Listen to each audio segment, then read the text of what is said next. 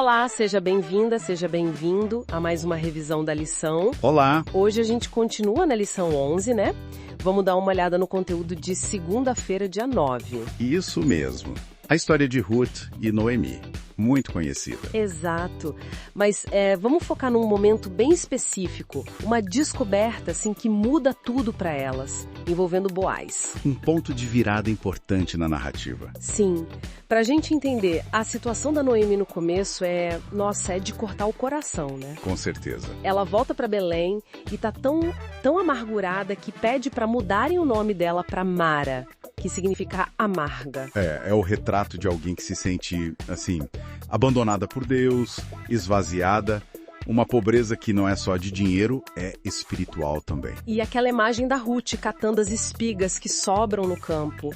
É forte, né? Tipo, vivendo das migalhas dos restos de um mundo complicado pelo pecado, ó. Exatamente. E é nesse cenário, sabe, de quase desespero que acontece o encontro. Ruth vai colher e calha de ser justo no campo do Boaz. Providência divina, talvez? Quem sabe, né? Mas o relato lá em Ruth 2 mostra como ele a anota, pergunta quem é ela e demonstra uma bondade assim notável. Sim, oferece proteção, água, deixa ela colher junto dos servos dele. Algo bem incomum para uma estrangeira moabita naquela época. Muito incomum. E aí vem o momento que você mencionou. A reação da Noemi, quando Ruth volta e conta tudo isso. O que pega mesmo para Noemi, o que acende aquela esperança, não é só a gentileza do Boaz. Embora isso já fosse muito, né? Claro, mas o que vira a chave é ela sacar quem ele é. Ela fala, ele é nosso parente próximo. Por que isso foi tão uau? Ah, aí está o ponto. Porque Noemi reconhece nele a figura do Goel, o parente remidor. O parente remidor. Isso nos leva direto para a lei de Moisés, lá em Levítico 25. A lei dizia que se um israelita ficasse pobre e tivesse que vender a terra da família, um parente próximo tinha o direito e às vezes até o dever moral de resgatar, de comprar de volta essa terra para que ela continuasse na família. Entendi. Então não era só achar alguém legal e generoso, era encontrar alguém com a capacidade legal, o vínculo de sangue para reverter a situação delas. Exatamente. Tinha que ter o direito e a condição para isso. E não era só a terra. Tinha mais coisa. Tinha. No caso de Ruth, que era viúva e sem filhos, o parente remidor também podia e até deveria se casar com ela. Para quê? Para gerar um herdeiro para o marido falecido, para manter o nome e herança da família vivos. Era uma solução completa, social, econômica, familiar. Nossa. Então descobri que Boaz era esse cara, abriu uma porta gigantesca para elas, né? Para sair da pobreza, restaurar tudo. Uma porta para restauração total. Mudava completamente a perspectiva de futuro delas. E essa parte da redenção aqui na Terra já é muito forte. Mas o material que a gente estuda sugere ir além, né? Ver Boaz como um tipo, uma figura de Cristo. Sim, essa é uma leitura teológica clássica e muito rica.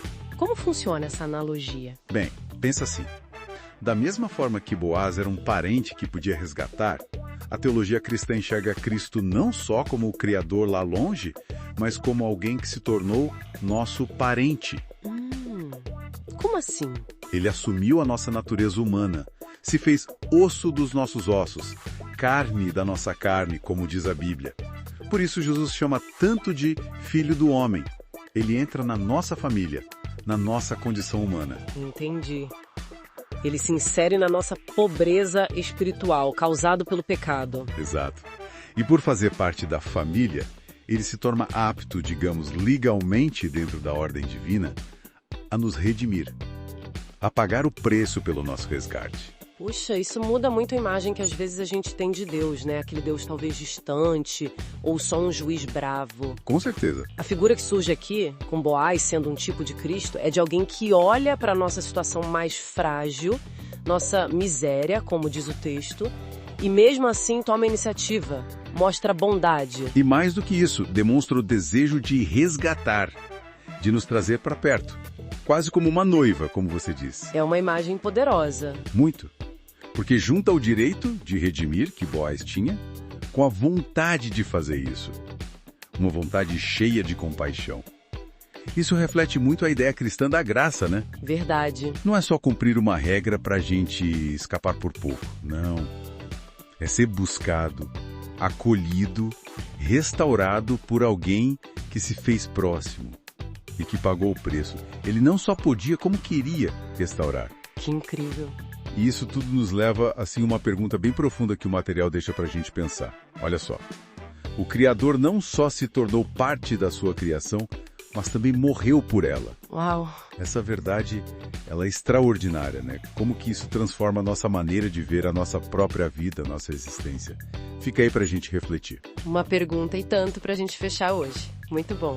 Com certeza. Então, ficamos por aqui. Até amanhã, no próximo estudo. Até mais. Até mais.